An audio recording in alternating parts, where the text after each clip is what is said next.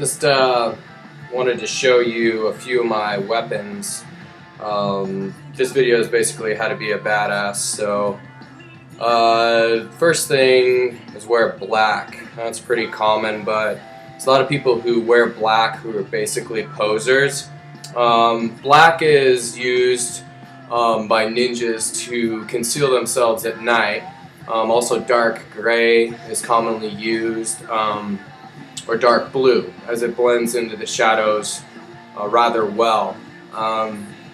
Black is also used to inspire fear, and by pagans it's used as a color or symbol of protection.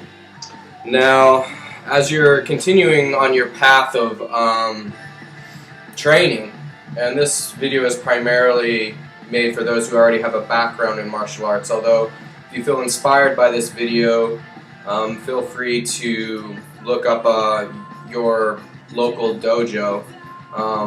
Location is key. Like, you want to find a martial arts instructor, find somebody in your area. As I've trained 11 students so far in private martial arts advancement, I would suggest that you pick a dojo from the person who has the highest degree. So you're looking for somebody who is a master. Now, obviously, if somebody is exceptionally skilled, who's maybe a first or second degree black belt instructor, if you feel confident that they are proficient enough to teach you, if they know more than you can learn from anyone. However, you'll learn the most effective techniques usually by a martial arts instructor who has enough humility to know that they don't know everything about combat. And each martial arts has a specific framework in which you learn. Now, there's a lot of overlap between styles. So currently, the last martial arts style I studied was actually ninjutsu. So the art of the ninja, the art of concealment. A very common weapon that's used by ninja they're very similar to eskrima sticks or hand bows, and they're a short polyurethane weapon is excellent to train with. It's also a bludgeoning weapon. So I was taught, like, in terms of combat, you can use this for various purposes. Although these can be lethal weapons, they can also be just simply used to knock out your opponent or to cripple them in a way so they stop attacking you. So it's a more ethical way, a more effective way than actually moving into the territory of execution. Now, the reason I use the word martial arts is, although self-defense is commonly used, inherently you're learning an art of destruction, an art of killing, an art of, and sometimes assassination if you're in certain clans. I personally didn't venture into that territory, although I have the skill set necessary to protect myself and the ones I care about. Now, martial arts is basically about disabling your opponent in the quickest, most efficient way possible using primarily your hands, your fists, your fingers, your knees, your elbows, your head. Everything can become a weapon, and it's just how you use it. And as you learn different styles, you'll learn how to fend off multiple attackers. Now, I'm going to go through a little bit of a history of the different styles that I've studied, and additionally, I'll run into progressively talking about weapons throughout the martial arts, because they do accentuate your ability to effectively take out an opponent.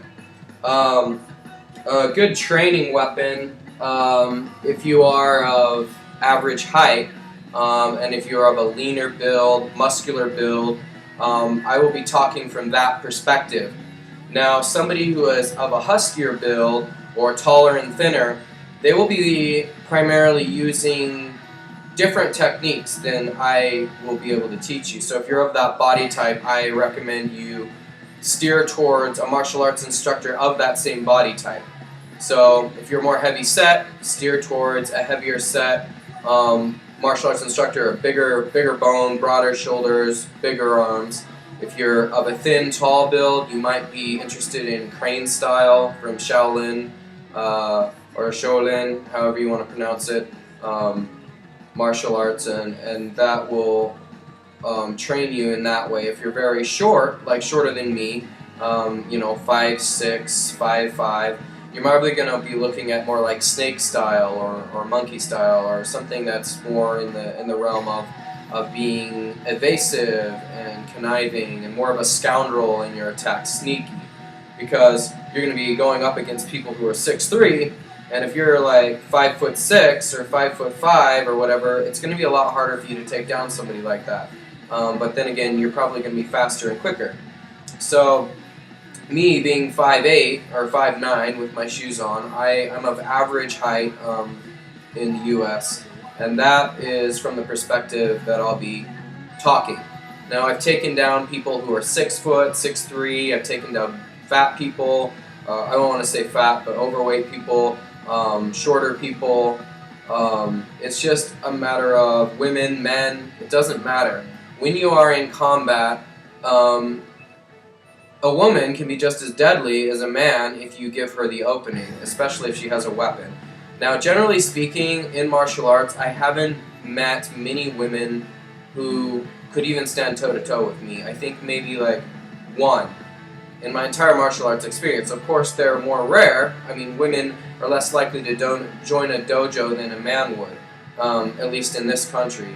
And that's from the standpoint of gender norms and what a woman's expected to be, things of that nature. Now, moving on to a history of martial arts. I want to cover that in my next installment, and I will just leave you with that, basically saying pick a martial arts instructor with a similar body type and the highest belt ranking you can.